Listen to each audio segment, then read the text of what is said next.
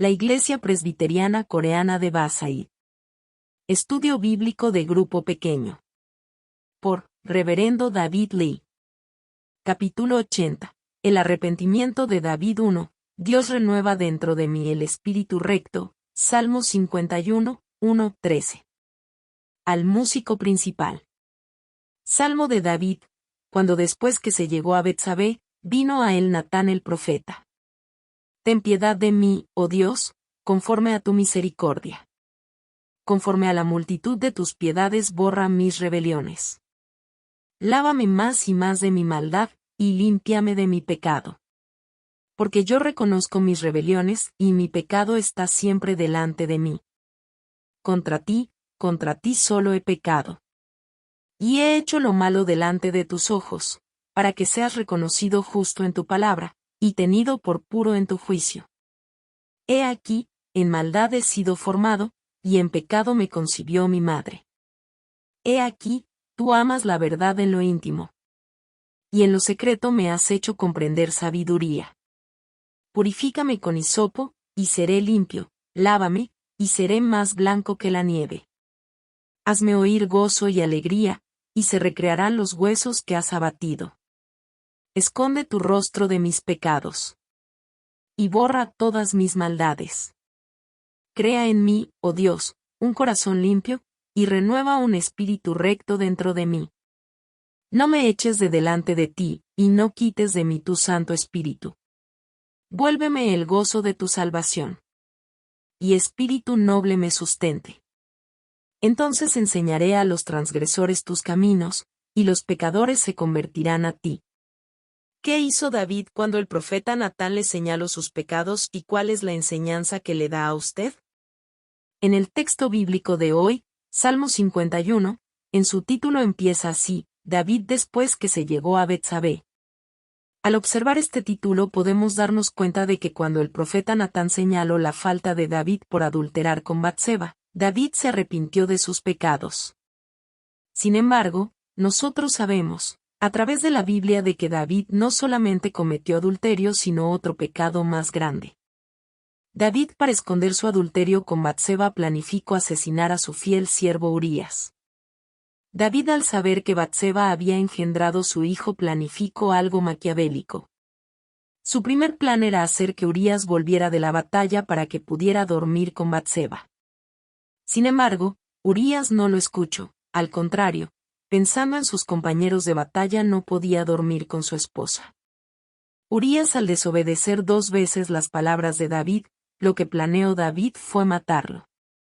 David le ordena al general, segundo en el comando, de que pusieran en primera fila de batalla para exponer en peligro a Urías y que no lo ayude por ninguna razón.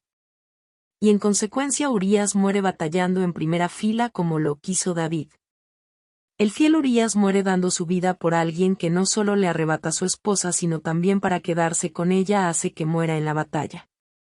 David, habiendo pecado de esta forma atroz, vivía sin ningún remordimiento en el palacio.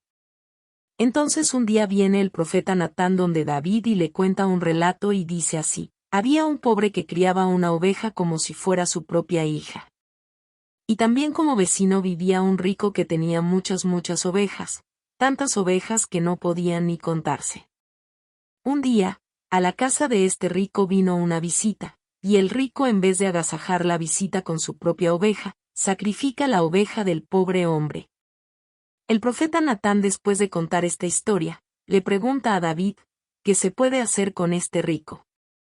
David se enoja muchísimo y le dice que hay que castigar con la muerte al rico y compensar 10 veces al pobre.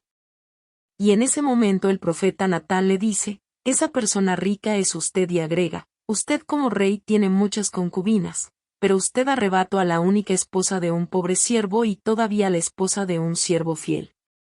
En ese momento David se da cuenta de su pecado y que Dios tiene conocimiento de ello y empieza a arrepentirse. Quizás nosotros, al observar a David, podemos desilusionar de que como un creyente tan grande puede cometer esa locura. Más todavía, David escondió su pecado aparentando ser justo y que no había hecho nada malo. Por eso dijo que matara al rico que había arrebatado la oveja del pobre. Sin embargo, se dio cuenta que Dios lo sabe todo y que ya Dios tenía conocimiento de sus pecados, por eso se arrepintió rápidamente. Lo que debemos de recordar siempre es que el hombre, por muy justo que sea, no es perfecto, porque poseemos un cuerpo corrupto. Por tanto, siempre recordemos que ninguno de nosotros somos perfectos y tenemos que aferrarnos a Jesús y estar despiertos en nuestra fe.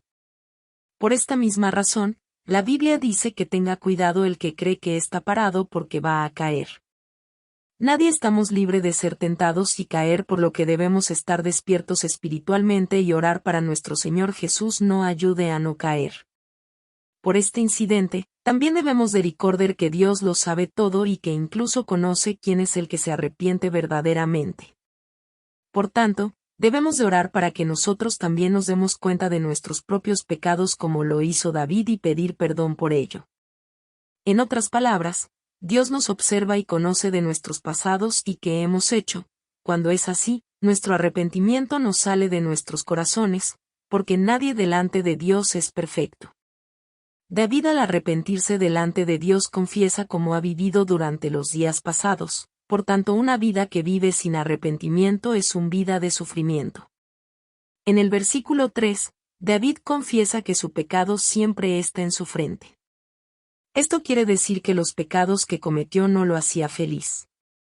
Efectivamente, el que comete pecado no tiene paz, especialmente si es un creyente de Dios. La razón de esto es que el Espíritu Santo que mora dentro de nuestros corazones lamenta nuestros pecados y nuestra conciencia se despierta y no nos deja tranquilo. Por tanto, el arrepentimiento es una gracia de Dios, puesto cuando venimos delante de Dios y nos arrepentimos de nuestros pecados, Dios nos perdona de todo corazón y nos da paz. Quizás recibas nuestro castigo, pero hemos recibido el perdón y vivimos en paz con Dios. Además, David dice en el versículo 10, crea en mí, oh Dios, un corazón limpio. Y renueva un espíritu recto dentro de mí. Espíritu recto significa una voluntad que quiere vivir rectamente sin cometer ningún pecado. Al pedir a Dios que renueve un espíritu recto dentro de uno también significa que se ha dado cuenta que no lo puede hacer por su propia cuenta. Por esa razón está orando fervientemente al Señor que le provea ese espíritu recto.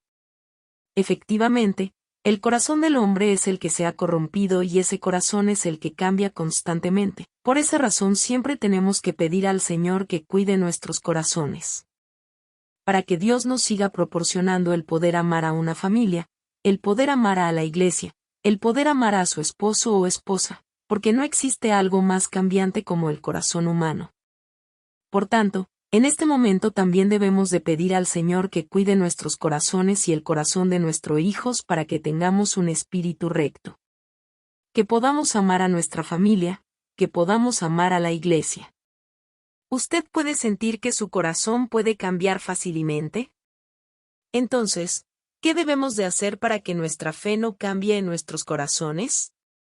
2. Vamos a compartir el día de hoy que usted ha sentido y decidido con las palabras del Señor.